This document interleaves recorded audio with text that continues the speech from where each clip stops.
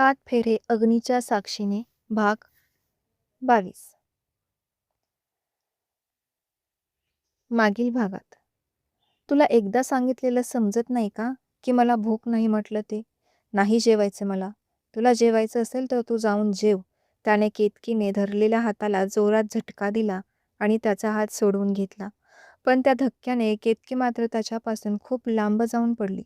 तिला डोक्याला मागं थोडंसं लागलं, पण सागरने तिच्याकडे ढुंकूनही पाहिलं नाही.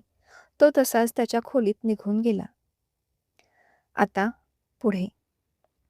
डोक्याला जास्तच लागलं असल्यामुळे केतकीला वेदना जाणवली. तिने तिचा हात तिच्या डोक्याला मागच्या साईडने लावला. तिच्या हाताला थोडंसं रक्त लागलं. ती कशीबशी स्वतःला सावरत उठली. मन आतून खूप घाबरलं होतं.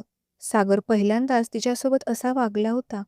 डोक्याला लागलेली जखम तर वेदना देत होती, पण त्यापेक्षा जास्त त्रास तर सागर तिच्यासोबत जो वागत होता त्याचा होत होता. ती कालपासून त्याला ऑब्झर्व करत होती.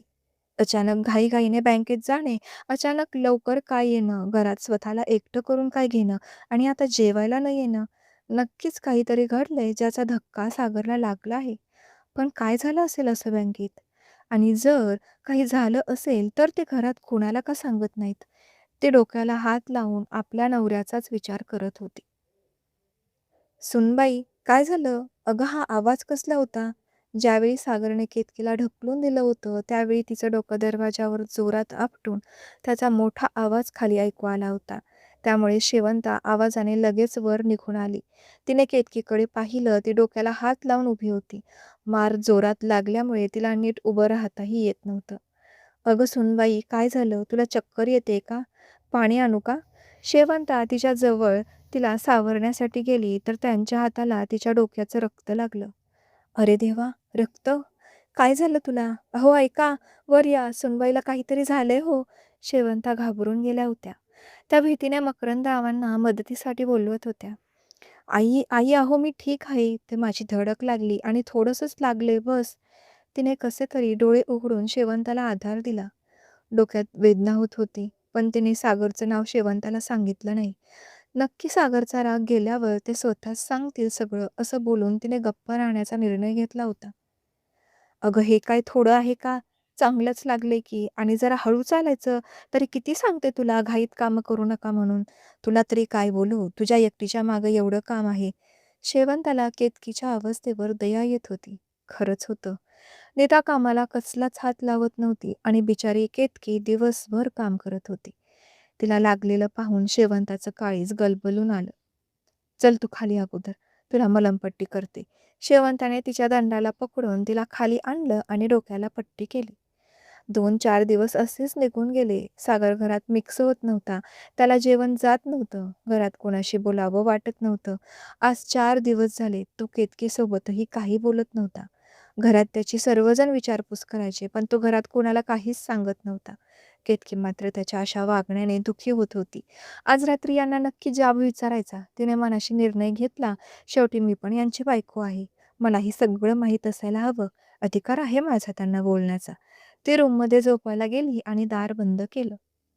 सागर त्याच विचारात बेडवर बसला होता. त्या दिवशीचे सगळे प्रसंग त्याच्या मनात ताजे होते. नोकरी गेली तर दुसरी मिळवता येईल, पण 20 लाखांचा प्लॉट घोटाळा करून घेतला असा जो धप्पा त्याला लागला होता, ही गोष्ट त्याच्या स्वाभिमानी मनाला काही बोचत होती. रूमचा दरवाजा उघडल्याचा आवाज आला. दारात केतकी त्याच्यासाठी जेवणाचं ताट घेऊन आली. तिने अलगद दरवाजा बंद केला आणि ताट टेबलवर ठेवलं. तिच्या हातातील ताट पाहून सागरने तोंड वेडंवाकडं केलं. तिच्या लक्षात ते लवकर आलं, पण तरीही तिने बळच एक घास हातात घेऊन त्याला भरवण्याचा प्रयत्न केला. पण त्याने तोंड उघडलं नाही. जेवणाचा रसच उडून गेला होता. त्याला अन्नाचा एक घास खाण्याची इच्छा होत नव्हती. किती दिवस सागर, किती दिवस असं वागणार नाही? का अंत बघताय तुम्ही माझ्या प्रेमाचा? अहो मी कोणीच नाहीये का तुमची? आज 4 दिवस झालं तुम्ही काही सांगत नाही मला. काय झालं आहे सागर बोला. तिने रागात तो घास ताटात खाली ठेवला आणि आपल्या दोन्ही हाताच्या ओंजळीत त्याचा चेहरा पकडून ती बोलू लागली. तिला सागरला तशा अवस्थेत पाहून वेदना होत होती. नेहमी घरात एकरूबाब बाळगून वागणारा तिचा नवरा आज रूममधून बाहेर यायला सुद्धा तयार नव्हता. "सागर, तुम्हाला माझी शपथ आहे सागर. आज मला सगळं कळायलाच हवं. का असे वागतात तुम्ही? माझं काही चुकलं का सागर? का गप्प राहता तुम्ही? अहो, त्रास होतोय मला तुमच्या वागण्याचा. जीव कासावीस होतो माझा तुम्हाला असं पाहून." तिने सागरचा हात तिच्या डोक्यावर ठेवला आणि त्याच्या डोळ्यात पाहत म्हणाली. सागरच्या कानात तिचे शब्द आरपार जाऊन घुमत होते. तिची अवस्था त्याला पाहवत नव्हती. पण आता तिने धारण केलेला अक्राळ-विक्राळ पत्नी अवतार पाहून शेवटी त्याचा नाईलाज झाला.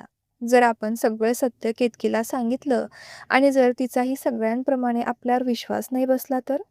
पण तिलाही सत्य समजायला हवं. तिला तिच्या आयुष्याचा निर्णय घेण्याचं स्वातंत्र्य आहे. पण मी तिला आता 1 मिनिटही अंधारात ठेवू शकत नाही. सागरने एक नजर तिच्यावर टाकली. तिचे डोळे रडून लाल झाले होते. ओठ सुकले होते. या 4 दिवसामध्ये तिच्याही चेहऱ्यावरचा ग्लो बराच कमी झाला होता. सागरने एक जोरात श्वास घेऊन सोडला आणि सगळं खरं सांगायला सुरुवात केली.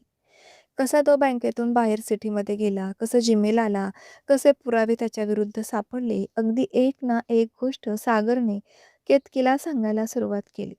शेवटी सागरने सर्व प्रकरण तिला सांगितलं. ती तर सुन्न होऊन पडली होती. आपल्या नवऱ्याची नोकरी गमावणं यापेक्षा मोठं दुःख तिच्या आयुष्यात काय असू शकेल? तिला समोर खूप मोठा अंधार पसरलेला दिसला. पायाखालची जमीन तर केव्हाच सरकली होती. "काय? काय सांगताय तुम्ही? तुम्हाला नोकरीवरून काढलं?" केतकीचा घसा कोरडा पडला होता. "हो, हेच सत्य आहे केतकी. आता तूच सांग. मी काय करू? कसं सांगू घरात की माझी नोकरी गेली? अगं आई-बाबाचा आत्ताच कुठे सुखाचे दिवस पाहत होते. किती कौतुक वाटत होतं माझं बाबासांना. काय तोंड दाखवू मी आता? या सगळ्यात मी माझ्याकडून खरंच काही चुकीचं केलं नाही." पण सागरने बोलत केतकीला घट्ट मिठी मारली. त्याला असं हताश होताना पाहून तिलाही पुन्हा गलबलून आलं. दोघीही एकमेकांच्या मिठीत आपल्या वाईट नशिबावर रडत होते. इकडे नीता तिच्या खोलीत मस्त पैठणी घालून ड्रेसिंग टेबल समोर बसली होती. अचानक तिच्या पाठीवर रमेशचा हात पडला तसं तिने आरशातून त्याच्याकडे पाहिलं. हे काय? रमेशने मिठाईचा बॉक्स आणला होता. त्यासोबत आणखी एक बॉक्स होता. आज लयच प्रेम होतं चाललंय सरकारांचं. नीताने बॉक्स ओपन केला तर त्यात मस्त सोन्याचा राणीहार होता. मग कसं वाटलं गिफ्ट? आवडलं का? आपण जो शब्द देतो तो मोडत नाही. रमेश नीताच्या मानेजवळ मान घुसळत बोलला. त्याने तो हार नीताच्या गळ्यात घातला आणि नीताच्या चेहऱ्यावर पुन्हा ग्लो आला. तसं तिची नजर त्या मिठाई बॉक्सवर पडली. आणि हे गोडधोड कशासाठी? अगं, लॉटरी लागली नाही का आपली 20 लाखांची? त्यातून तर घेतलाय तुझा हा देखणा हार. रमेश नीताच्या गळ्यातील हारावर एक रागीट कटाक्ष टाकत बोलला.